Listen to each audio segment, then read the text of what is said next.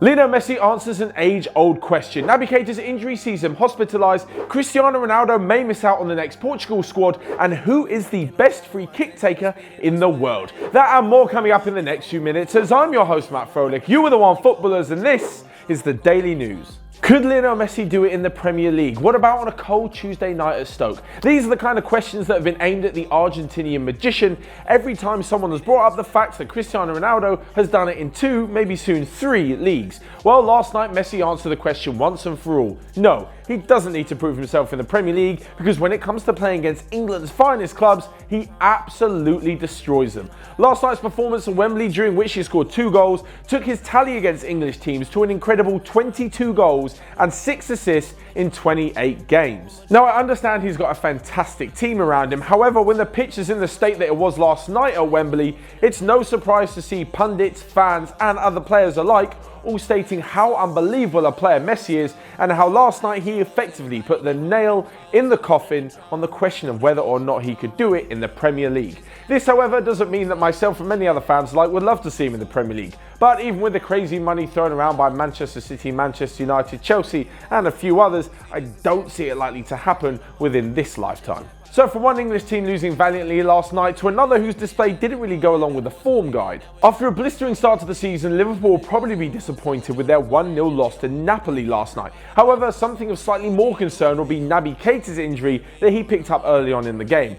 After complaining about being ill and being treated at the stadium, he was then rushed to hospital amid fears that there was a heart problem for him. However, thankfully this has now been diagnosed as a little bit of back pain, and he has been released from the hospital in Naples. Jurgen Klopp has refused to comment whether or not he'll be available for Sunday's game against Manchester City. However, we're just glad that he's back up on his feet and out of any sort of serious risk. Regardless of this, it would have soured what was already a disappointing night for Liverpool in Naples. However, they did win their first game against PSG, and things aren't looking as bleak for them as Tottenham, who currently find themselves 6 points behind Inter and Barcelona in their group.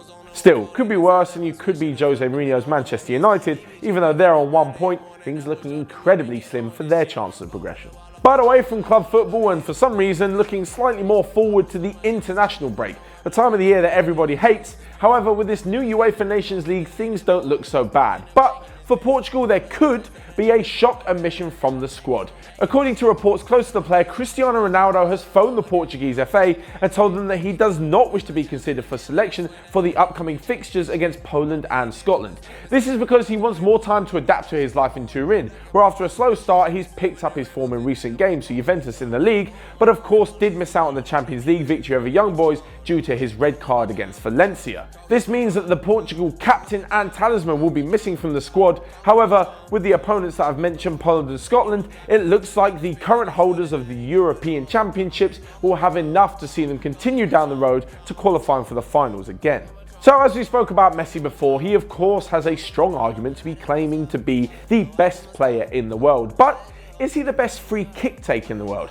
I'm going to stick my neck out there, probably get loads of abuse, but whatever. I think Neymar's the best free kick taker in the world. Don't get me wrong, Messi is unbelievable and pretty close to the Brazilian. However, the power, accuracy, precision and technique that Neymar shows when taking a free kick is just out of this world. For those of you who haven't seen it, check out both of his free kick goals last night in the Champions League and you'll see exactly what I'm talking about. It's probably a really unpopular opinion, but let me know your guys' opinion in the comment section below. Who is the best free kick taker? Is it Messi, Ronaldo, Neymar, or maybe someone a little different like Kieran Trippier or Alexander Kolarov? Let me know down below.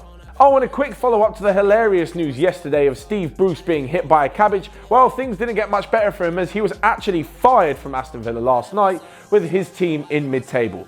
I guess the cabbage throwing was just the tip of the iceberg. God, that's a terrible joke.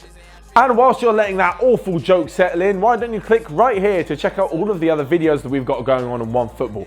As normal, don't forget to smash the like button down below, subscribe if you're new around here, and let me know in the comment section what you think of my rather unpopular opinion on the world's best free kick taker. That's all from me for today. Until next time, I'll see you guys later.